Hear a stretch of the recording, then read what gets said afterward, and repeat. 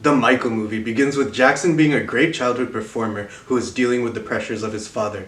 I really like the way they chose the song Think Happy over the scene where Michael is chilling at the pool with his brothers and he's kind of humming and his brothers are like, "What are you doing?" He's like, "I'm channeling, otherwise God might give the idea to Prince." That is such a good detail.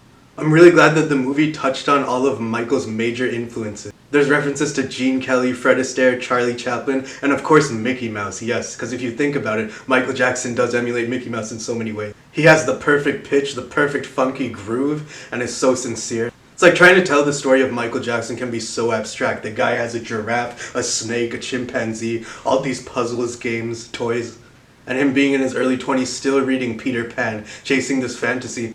I like the little inclusion of when Michael is talking to the cameraman when filming Thriller and he's saying you should zoom out because Fred Astaire said you should see the whole body. Before this movie came out, I remember reading that quote that Fred Astaire said that musical scenes, they should be in one long continuous take and they should see the whole body moving. So that was a really cool synchronicity to see that when they were filming Thriller, it could have been a close-up and Michael probably took his cinematic values and told the cameraman to zoom out. I was wondering if they were going to mention or have LaToya in the movie at all.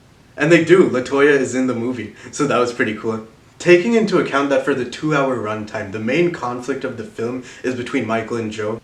It's about him wanting freedom from what his dad thinks, like with tours and albums. And for that central conflict, like not thinking what your parents think, the facing off between his father is handled really well. Like after the Motown 25 performance, where all the family is congratulating him and then Joe walks in the room seemingly congratulating him, but he's like, "There's my moneymaker." And so the subtext behind that, the whole tension in the room is there now because they know how Joe's treating Michael his whole life. And his brother's like, "You couldn't give him one night, couldn't you?" So amazing stuff there.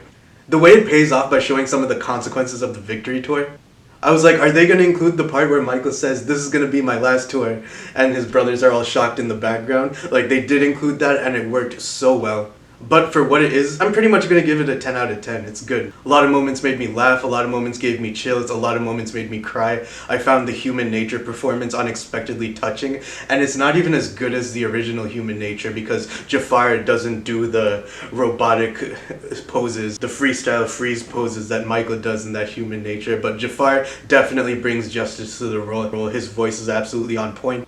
And yeah, just personal criticisms, like Act 1 probably could have showed a few more scenes of their television appearances around the mid-70s.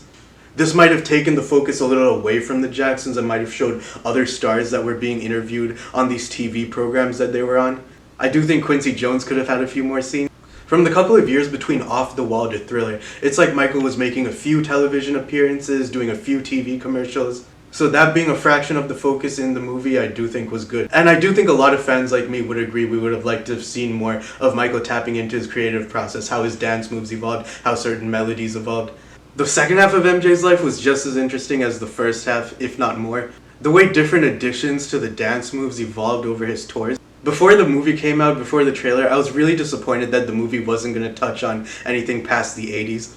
I like the final frame where Michael is shielding himself from the light, kind of showing half of his chin. All of the performances did a good job depicting culture at the time and really showed Michael as someone who was able to break down all these different kinds of barriers through the universal language of music and dance. Really glad they included Working Day and Night.